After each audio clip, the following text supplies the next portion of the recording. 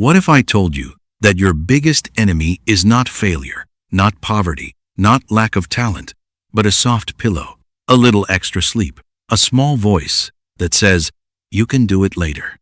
Today's story is about a boy who almost lost his future, not because he wasn't smart, not because he wasn't capable, but because he kept choosing comfort over action.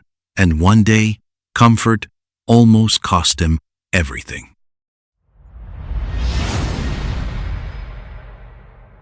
In a small, peaceful village surrounded by golden fields, there lived a boy named Leo.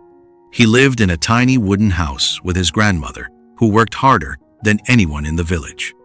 Every morning before sunrise, while the sky was still dark and silent, she would light the clay oven and begin baking fresh bread. The smell of warm bread filled the house as her tired hands kneaded the dough again and again. Leo's job was simple: deliver the bread while it was still warm. That was all. But Leo loved sleeping more than responsibility. When his grandmother gently called his name at dawn, he would turn to the other side and pull the blanket over his head. "Just 5 more minutes?" he would mumble. Those 5 minutes cost him more than he knew. By the time Leo stepped outside, with the bread baskets hanging from his arms, the sun was already high. Instead of walking directly to the customers' homes, he often stopped along the way. Sometimes he sat near the river, lazily throwing stones into the water. Sometimes he rested under a tree, convincing himself he still had time. Meanwhile, customers waited at their doors. Some grew impatient. Some slowly stopped buying. One evening, Leo noticed his grandmother sitting at the table counting coins from the day's sales. There were fewer coins than before. She didn't complain. She didn't blame him, but he saw her pause for a moment, staring at the small pile of money with quiet worry in her eyes. For a second, Leo felt uncomfortable. But comfort returned quickly, and he ignored that feeling. One afternoon, a wealthy merchant arrived in the village. He was looking for a young assistant, someone intelligent and responsible. The job promised good pay and the chance to travel to bigger towns. The village chief recommended Leo immediately. "He's very smart," the chief said confidently. The merchant decided to test him. He handed Leo a small sealed wooden box. "Deliver this to the trading office in the next town before sunset," he said firmly. "If you succeed, you will work with me." This was Leo's opportunity. He began walking toward the next town with excitement. He imagined earning money, helping his grandmother, changing his life. But after walking for some time under the hot sun, he felt tired.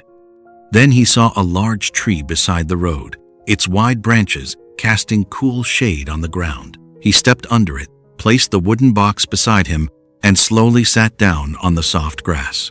The breeze felt refreshing. The shade felt peaceful. But just a short rest, he told himself. He leaned back against the tree trunk and closed his eyes. When he opened them again, the sky had changed colors.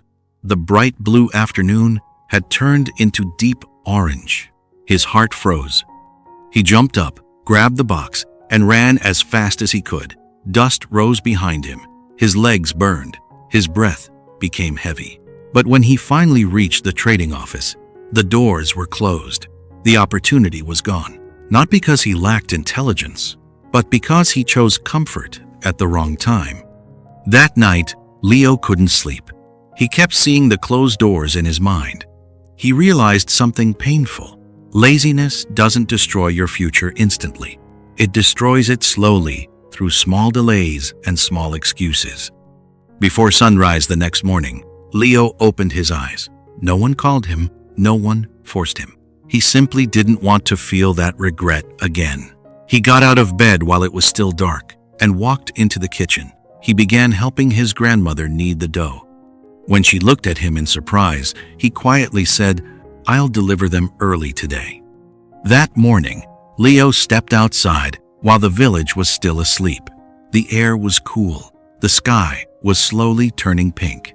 He delivered every basket before the sun rose fully. The next day, he did the same, and the next. It wasn't easy. His body wanted rest.